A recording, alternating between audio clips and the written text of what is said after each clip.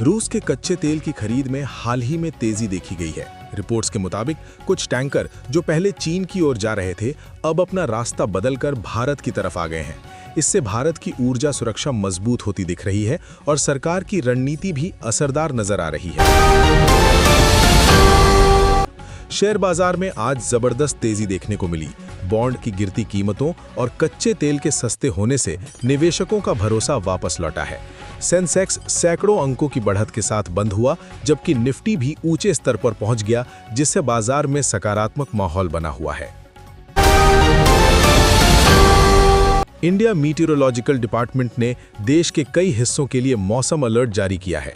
उत्तर और पूर्व भारत में तेज हवाओं के साथ बारिश और गरज चमक की संभावना जताई गई है। इससे तापमान में गिरावट आ सकती है और यातायात व्यवस्था पर भी असर पड़ सकता है। मिडिल ईस्ट में बढ़ते तनाव का असर अब हवाई सेवाओं पर भी दिखने लगा है। एयर इंडिया समेत कई एयरलाइंस ने अपने उड़ान मार्गों में बदलाव किया है। यात्रियों को सलाह दी गई है कि वे यात्रा से पहले अपनी फ्लाइट का स्टेटस जरूर चेक करें, ताकि किसी भी परेशानी से बचा जा सके। एलपीजी से भरा जहाज नंदा देवी गुजरात के वडीना पोर्ट पर सुरक्षित पहुंच गया है। इस जहाज में लगभग 46,500 मीट्रिक टन गैस लाई गई है, जिससे देश की घरेलू गैस आपूर्ति को बड़ी राहत मिली है और ऊर्जा क्षेत्र में स्थिरता बनी रहने की उम्मीद बढ़ी है। निर्यातकों ने सरकार से 6 महीने के मोरेटोरियम की मांग की है। उनका कहना है कि शिपिंग में आ रही दिक्कतों और अंतर्राष्ट्रीय हालात के कारण व्यापार प्रभावित हो रहा है। ऐसे में उन्हें ऋण चुकाने में राहत और अतिरिक्त क्रेडिट की जरूरत है, ताकि वे कारोबार जारी रख सकें। तमिलनाडु के कोयंबटूर में चुनाव से पहले सुरक्षा व्यवस्था को मजबूत किया जा रहा है। पुलिस ने शहर में फ्लैग मार्च किया और लोगों को सुरक्षा का भरोसा दिलाया। अधिकारियों का कहना है कि चुनाव शांतिपूर्ण और निष्पक्ष तरीके से कराने के लिए पूरी तैयारी की जा रही है। आईआईटी कानपुर में 20 और 21 मार्च को अभिव्यक्ति नाम से स्टार्टअप फेस्ट आयोजित किया जाएगा। इस आयोजन में 150 से अधिक स्टार्टअप और निवेशक हिस्सा लेंगे, जिससे नए आइडियाज, इनोवेशन और बिजनेस अवसरों को बढ़ावा मिलेगा।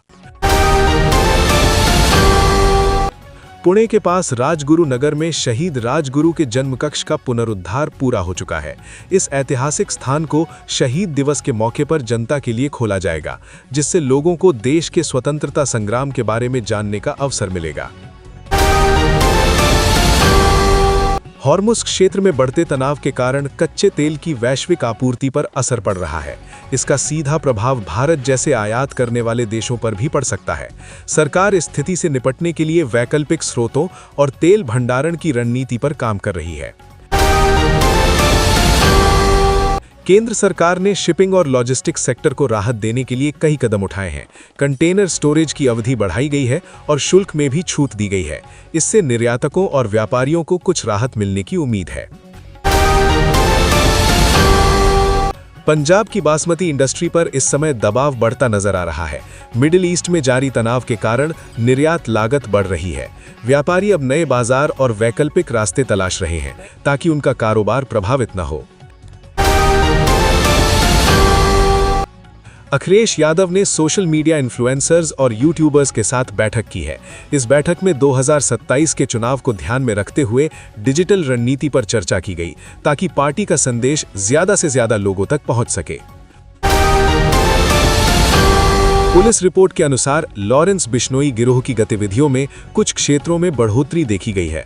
सुरक्षा एजेंसियां इस पर नजर बनाए हुए हैं और किसी भी खतरे से निपटने के लिए सतर्कता बढ़ा दी गई है। मौसम विभाग की चेतावनी के बाद किसानों को सतर्क रहने की सलाह दी गई है। बारिश और तेज हवाओं से फसलों को नुकसान हो सकता है, इसलिए खेतों की निगरानी बढ़ाने और समय पर सुरक्षा उपाय करने के निर्देश दिए गए हैं। भारत में स्टार्टअप सेक्टर तेजी से आगे बढ़ रहा है। हाल ही में कई कंपनियों में निवेशकों ने रुचि दिखाई है, खासकर एनर्जी और क्लीन टेक सेक्टर में। इससे देश में नवाचार और रोजगार के नए अवसर पैदा होने की उम्मीद है।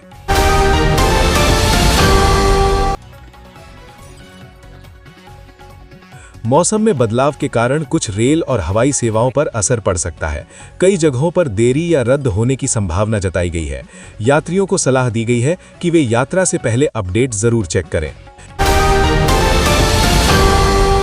देश के कई शहरों में एसीबी और पुलिस ने भ्रष्टाचार के मामलों में कार्रवाई तेज कर दी है। छापेमारी के दौरान कई लोगों को गिरफ्तार किया गया है। सरकार का कहना है कि पारदर्शिता और जवाबदेही को मजबूत किया जाएगा। उत्तर पश्चिम भारत में तापमान गिरने की संभावना जताई गई है।